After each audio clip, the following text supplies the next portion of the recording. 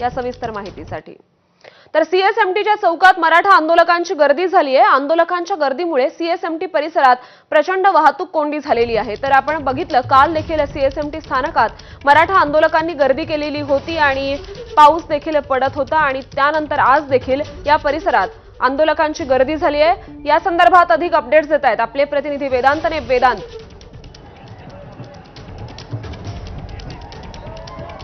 श्रुती, आज आंदोलनाचा हा दुसरा दिवस आहे आणि त्यामुळे आराम केल्यानंतर विश्रांतीनंतर आता सगळे जे मराठा बांधव आहेत ते आझाद मैदानाकडे जात आहेत आणि आझाद मैदानाकडे जात असताना आपण बघतोय मध्येच म्हणजे सीएसएमटी स्टेशनच्या बाहेर मुंबई महापालिका मुख्यालयाच्या समोर मोठ्या संख्येनं मराठा बांधवांनी गर्दी केलेली आहे आणि या गर्दीमुळे वाहतूक कोंडी झालेली आहे। सकाळची वेळ आहे आणि त्यामुळे अनेक बसेस आपण बघतोय, बेस्टच्या बसेस ह्या एका रांगेत लागलेल्या आहेत आणि जोपर्यंत हे मराठा बांधव बाजूला होत नाहीत तोपर्यंत ही वाहतूक कोंडी सुटणार नाहीये। आपण बघतोय घोषणाबाजी होतीये, नाच करत आपला उत्साह एकमेकांचा मराठा आंदोलक वाढवत आहेत। ही एक आपण लेन बघतोय, तर दुसरीकडे आपण बघतोय जे फ्लायओव्हरवरून जेव्हा आपण खाली उतरतो तेव्हा एक लेनच खरं तर सुरू आहे, कारण दोन्ही बाजूंनी आंदोलकांच्या गाड्यांची पार्किंग आहे आणि त्यामुळे एक लेन सुरू असताना इथे सुद्धा मोठी ट्रॅफिक जाम झालेली आहे, कारण समोर रस्ता बंद झालेला आहे। पोलीस बाजूला करण्याचं काम करतायत, त्यांना आवाहन करतायत की तुम्ही बाजूला व्हावं आणि ही जी ट्रॅफिक जाम आहे ती वाहतूक कोंडी सोडवावी, ती हा सगळा रस्ता मोकळा करावा त्याच्या सूचना दिल्या जात आहेत। मात्र सध्या तरी घोषणाबाजी आणि एकमेकांचा उत्साह वाढवण्याचं काम ह्या आंदोलकांकडनं केलं जात आहे। वाशी असेल किंवा आजूबाजूचा परिसर असेल तिथे त्यांची राहण्याची व्यवस्था केली होती आणि त्यामुळे जेव्हा हे सगळे आंदोलक आता आझाद मैदान आतमध्ये सहभागी होत आहेत आणि त्यामुळेच पूर्ण हा जो परिसर आहे तिथे मोठी वाहतूक कोंडी झालेली आहे। पोलीस तिथे आहेत, पोलिसांचा मोठा बंदोबस्त आहे। मात्र असं असताना सुद्धा आंदोलकांना शांततेत आवाहन करत त्यांना बाजूला बरोबर आहे वेदांत, पण हा सीएसएमटी परिसर हा प्रचंड रहदारीचा आहे आणि सकाळची वेळ आहे, नोकरदारांची सुद्धा यामुळे प्रचंड गैरसोय होऊ शकते। सध्या या वाहतुकीसाठी पर्यायी मार्ग काही काढण्यात आले आहेत का आणि वाहतूक प्रशासनाकडून काही सूचना देण्यात आल्या आहेत का?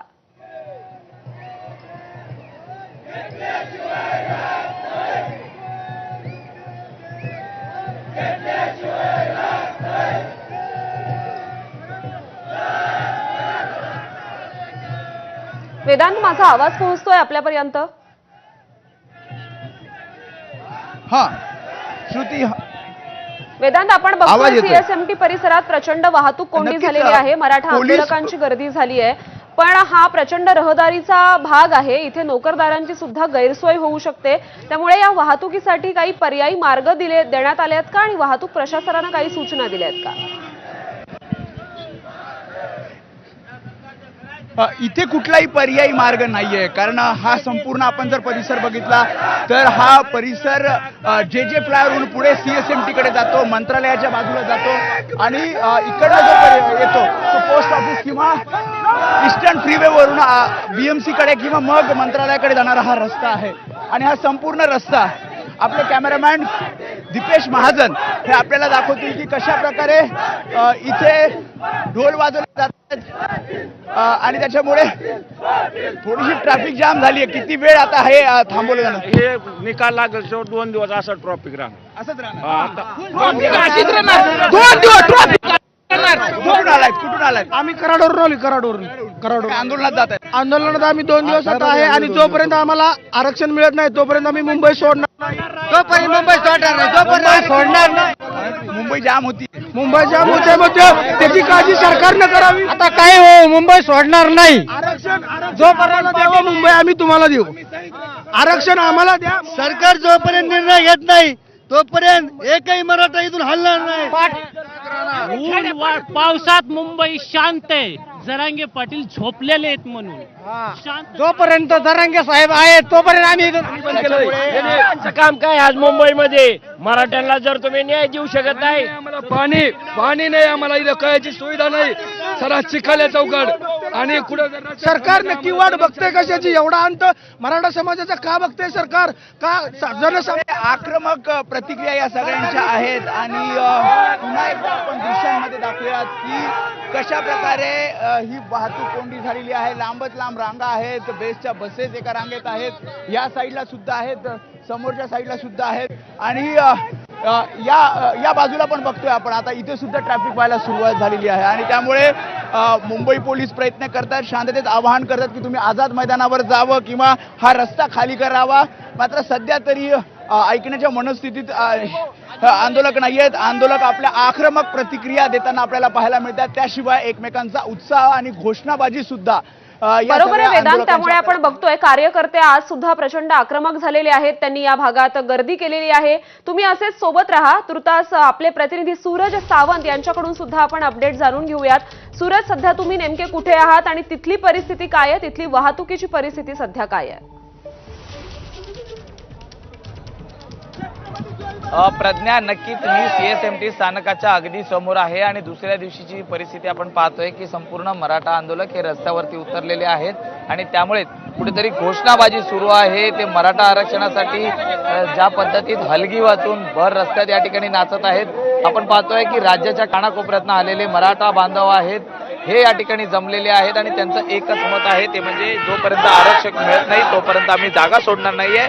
आणि त्यामुळे एकूणच जर CST परिसरातील मुख्य रस्त्याला येणारी जी वाहतूक आहे ती मागच्या बाजूला जर आपण पाहिलं तर पूर्णतः वाहतुकीची कोंडी झालेली आहे. अनेक रस्ते हे देखील अशाच पद्धतीने आतमधले रस्ते हे देखील ब्लॉक झालेले आहेत. मोठ्या प्रमाणात वाहतुकीची कोंडी ही दुसऱ्या दिवशी देखील पाहायला मिळते आणि खरं तर अपेक्षित होतं की पोलिसांचा बंदोबस्त असणं, मात्र आजही पोलीस या ठिकाणी त्यांची जी कुमक आहे ही कुठेतरी कमी पडते असं पाहायला मिळतंय. कितना टाइम हो गया आप यहाँ पे फंसे हुए? हो गया, आधा घंटा हो गया यहाँ पे. अच्छा, आधा घंटा से फंसे यहाँ पे. तर आपण पाहिलं तर या ठिकाणी काही फॅमिलीज पण आहेत, त्या देखील आपण बातचीत करणार आहोत. मैडम, कितने घंटे से आप यहाँ पर फंसी हो? तर आपण पाहिलं तर अर्ध्या तासापासून या ठिकाणी अनेक फॅमिलीज आहेत त्या कारमध्ये अडकून पडलेल्या आहेत. BSTच्या बस आहेत, अनेक गाड्या हे या ठिकाणी अडकून पडलेल्या आहेत. मोठ्या प्रमाणात नागरिक मराठा बांधव हे रस्त्यावर उतरलेले आहेत. पोलिसांशी त्या ठिकाणी त्यांची चर्चा सुरू आहे. मात्र यातनं आता काय नेमका निकष यातनं काय निकष निघतो हे पाहणं महत्वाचं आहे. खरं तर आज शिष्टमंडळ काल मनोज जरांगेंनी वारंवार आंदोलकांना आवाहन केलं होतं की शांततेच्या मार्गाने हे आंदोलन करा आणि त्याचबरोबर सरकारनं सुद्धा आपल्याला आंदोलनाची परवानगी देऊन सहकार्य केलंय, तर आपणही सहकार्य करूया. मुंबईत जाम करायचं आपण ठरवलं होतं, पण आता 2 ते 3 तासात पुढील काही वेळात मुंबई रिकामी करा असं ते म्हणाले होते. तरी देखील आंदोलक आज इथे ठाण मांडून बसलेले आहेत.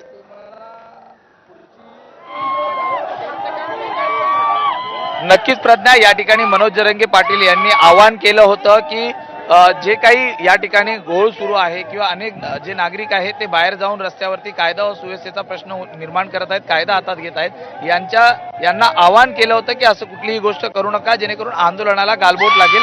सरकारकडनं व्यवस्था काढलेली आहे, सहकार्य मिळत असताना देखील अशा पद्धतीने खरं तर वागणं हे योग्य नसल्याचं स्पष्टपणे सांगण्यात आलं होतं. मात्र तरी सुद्धा या ठिकाणी आपण पाहतोय की काही आंदोलक आहेत हे पुन्हा एकदा रस्त्यावर उतरलेले आहेत आणि CST स्थानकासमोरचा जो मुख्य रस्ता आहे ही पूर्णतः बंद पडलेला आहे. अनेक जे बांधव आहेत मराठा बांधव हे एक मराठा लाख मराठाची घोषणा देत आहेत. आपण पाहिलं तर पोलीस उपायुक्त प्रवीण मुंडे हे देखील घटनास्थळी दाखल झालेले आहेत आणि ते कुठेतरी